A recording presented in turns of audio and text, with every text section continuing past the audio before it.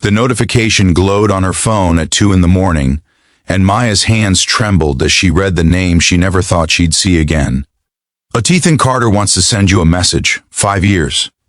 5 years of silence, of unanswered texts, of wondering what she did wrong. 5 years of building herself back up from the girl who waited by her phone every night, hoping for an explanation that never came. And now that her face was on billboards across the city, now that her debut novel had hit the bestseller list, now that she had finally learned to exist without him, he had found his way back. Maya sat in her modest apartment that night, the irony not lost on her that success had found her in the same cramped space where heartbreak once lived. She remembered the last time she saw Ethan, the way he kissed her forehead and promised to call after his work trip, the way she believed him with every fiber of her being. She had been 23 then, working double shifts at a coffee shop while pouring her soul into a manuscript no one believed in, least of all herself. Ethan had been her anchor, or so she thought.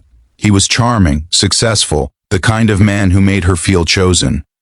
But chosen things, she learned, can be unchosen just as easily. The ghosting wasn't dramatic. There was no fight, no warning, no closure. One day he was there, planning their future over cheap wine in her tiny kitchen, and the next he was gone. His number went dead. His social media disappeared. Their mutual friends claimed ignorance, their eyes unable to meet hers when she asked about him.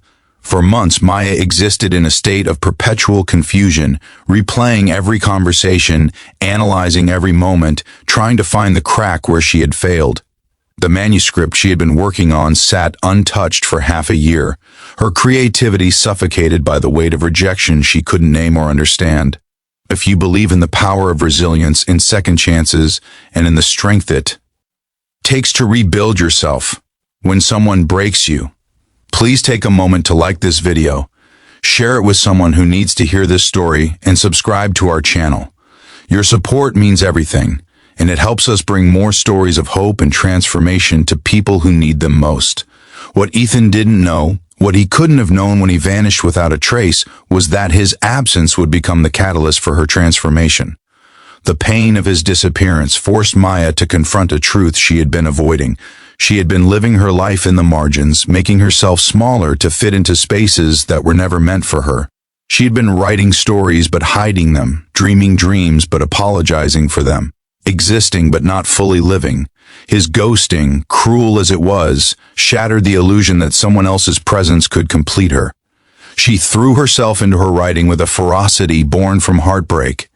Every emotion she couldn't express, every question that haunted her, every sleepless night spent wondering why she wasn't enough.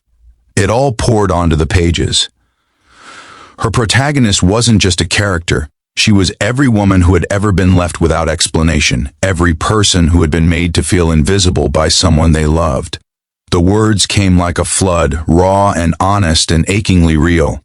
She stopped writing to be liked and started writing to be heard.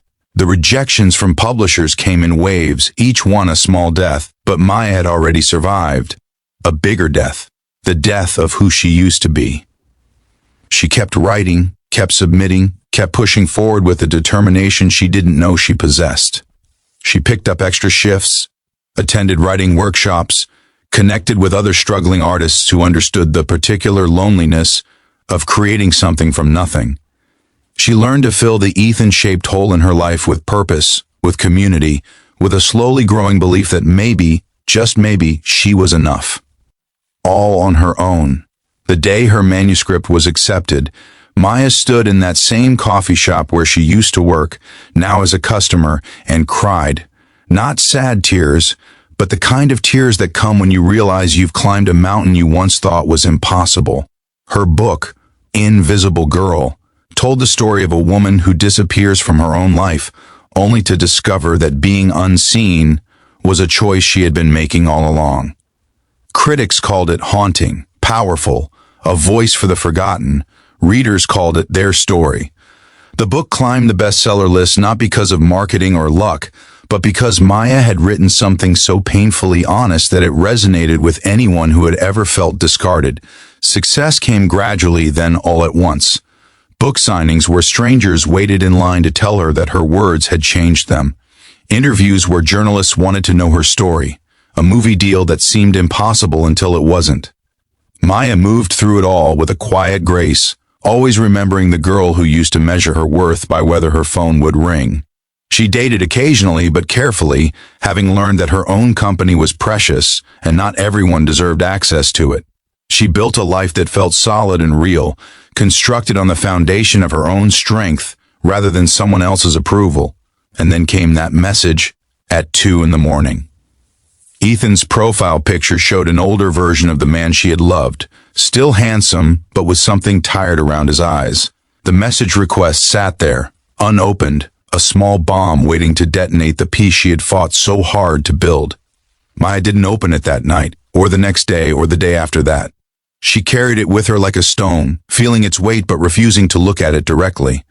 When she finally read his message a week later, sitting in her favorite cafe with afternoon sunlight streaming through the windows, she found exactly what she expected, and somehow, less than she deserved.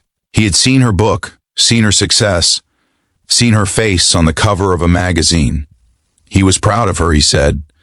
He had always known she had it in her. He had been going through a difficult time back then, dealing with things he couldn't explain. He hoped she could forgive him, hoped they could reconnect, maybe catch up over coffee like old times. The message was casual in its cruelty, rewriting their history with a careless stroke.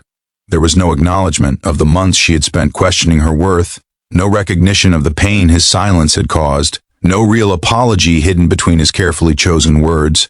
He wanted access to her new life, her success, her transformed self, but he had no interest in accounting for the cost of her transformation.